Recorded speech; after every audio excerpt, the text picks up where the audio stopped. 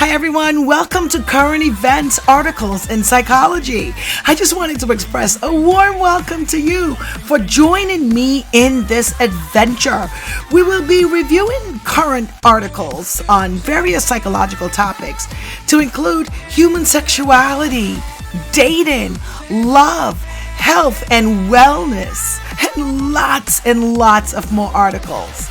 Anyway, but the best part is we are going to learn how to interpret each topic using the main perspectives in psychology, such as the behavioral model and the cognitive model, the socio-cultural model, and so on and so on. So first, I will review a particular article, then present a lecture on psychology's perspectives. Then you pick one psychological perspective and tell me how that particular perspective interprets the finding of the article. How fun is that? I am so excited to see all of your responses. And you know my motto, go where you are celebrated, not where you are tolerated. Learn lots and smile even more.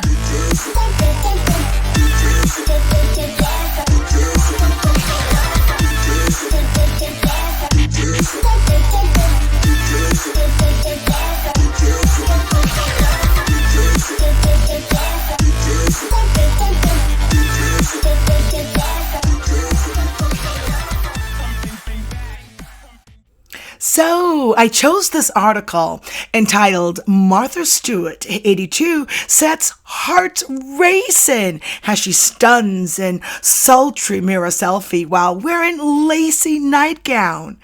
Okay, this review is not about Martha's celebrity status or standing in society, but rather the issue of women aging and sex appeal. As we all know, there are many unfair biases against women of a particular age. And of course, these biases does not apply to their male counterparts in that same age group. Okay, let's get on with the article. Martha Stewart has delighted fans by sharing a selfie, a sultry mirror selfie that saw her giving the camera her best pout while donning a sexy lace nightgown. The 82-year-old cooking guru who became the oldest woman who ever graced the cover of Sports Illustrated this past year. Now, I really don't like the term old or oldest woman or old people or whatever.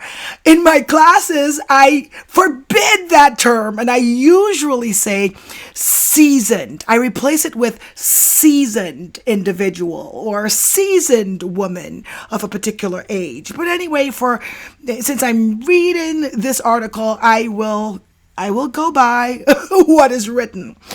So again, 82-year-old cooking guru who became the oldest, the most seasoned woman to ever grace the cover of Sports Illustrated this past year, showed off her youthful glow on Instagram while posing in front of the mirror.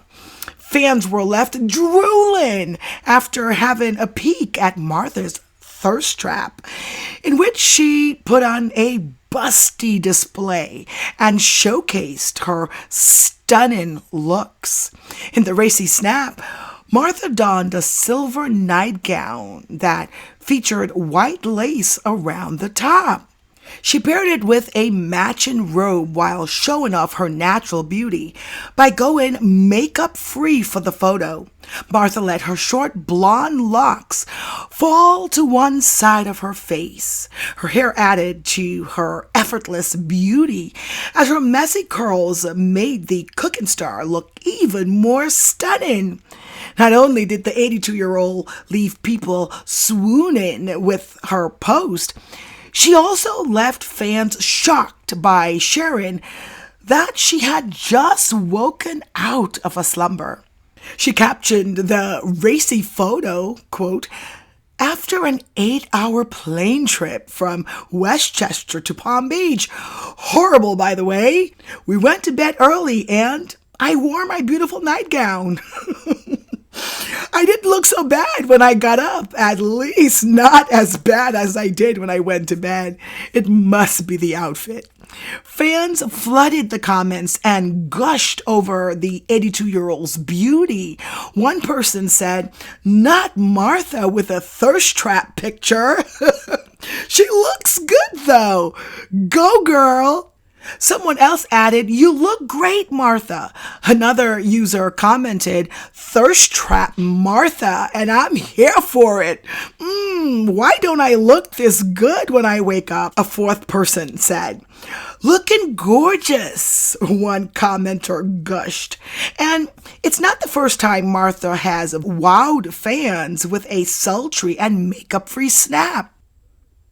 I felt it necessary to review part of this article because a lot of people out there gave some negative comments in regards to Martha and her age. And some people said, "Why doesn't she act her age?" What do you mean, act her age?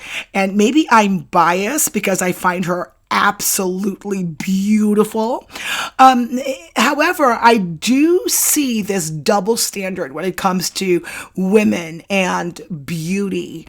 I don't know. Tell me what you think. And when we review the article on perspectives in psychology, I not only want you to take the perspective of Martha or more seasoned women who are very glamorous and sexy, portraying that glamour to their significant other or counterpart, or even the world itself. But I want you to take into account perspectives of other people and how they may interpret the seasoned individual portraying themselves, whether it's in a nightgown for the whole world to see, with some haters out there saying things like, "Why don't she act her age?" Tell me what you think. Not only do I want to know about your thoughts in regards to the seasoned individual portraying a more youthful, glamorous look, but I also want to hear about your thoughts in regards to the various psychological perspectives, whether it be in the cognitive perspective or the behavioral perspective or psychoanalytic perspective. Tell me what your thoughts are. In this lecture, we will review the different perspectives on abnormal behavior. Those in the field of abnormal psychology study people's emotional, cognitive, and/or behavioral problems. Abnormal behavior may be defined as behavior that is disturbing, which is socially unacceptable, distressing, maladaptive, which is self-defeating, and often the result of distorted thoughts, which are cognitions. There are a number of different perspectives used in abnormal psychology. While some psychologists or psychiatrists may focus on a single viewpoint, many mental health professionals use elements from multiple areas in order to better understand and treat psychological disorders. Let us first begin with the medical perspectives. This approach to abnormal psychology focuses on the biological causes of mental illness, emphasizing understanding the underlying cause of disorders, which might include genetic inheritance, related physical illnesses, infections, and chemical imbalances. Medical treatments are often pharmaceutical in nature, although medication is often used in conjunction with some type of psychotherapy. Okay, so those who hold a medical perspective focus on biological and psychological factors as causes of abnormal behavior, which is treated as a disease or mental illness and is diagnosed through symptoms and cured through treatment. Hospitalization and drugs are often preferred methods of treatment rather than psychological investigation. recent research linking biochemical disorders with some abnormal behaviors has provided some support for this approach. Okay, next, let's move on to the psychodynamic perspective. This perspective has its roots in the theories of Sigmund Freud. The psychoanalytic approach suggests that many abnormal behaviors stem from unconscious thoughts, desires, and memories. While these feelings are outside of awareness, they are still believed to influence conscious actions. Therapists who take this approach believe that by analyzing their memories, behaviors, thoughts, and even dreams, people can uncover and deal with some of the feelings that have been leading to maladaptive behaviors and distress. So again, the psychodynamic perspective proposed as an alternative to the medical approach evolved from Freudian psychoanalytic theory, which contends that psychological disorders are the consequence of anxiety produced by unresolved, unconscious conflicts. Treatment focus on identification and resolution of the conflicts. Now, let's move on to the behavioral perspective. This approach to abnormal psychology focuses on observable behaviors. In behavioral therapy, the focus is on reinforcing positive behaviors and not reinforcing maladaptive behaviors.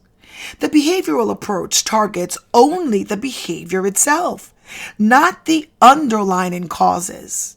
When dealing with abnormal behavior, a behavioral therapist might utilize strategies such as classical conditioning and operant conditioning to help eliminate unwanted behaviors and teach new desired behaviors. So, those espousing a behavioral perspective contend that abnormal behavior results from faulty or ineffective learning and conditioning.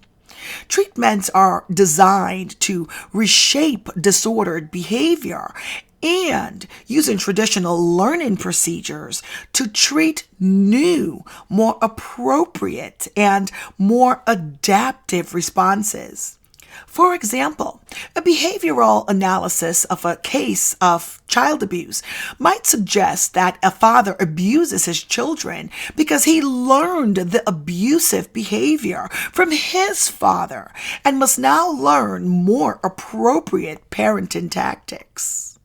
Okay, so moving on to the cognitive perspective. The cognitive approach to abnormal psychology focuses on how internal thoughts, perceptions, and reasoning contribute to psychological disorders.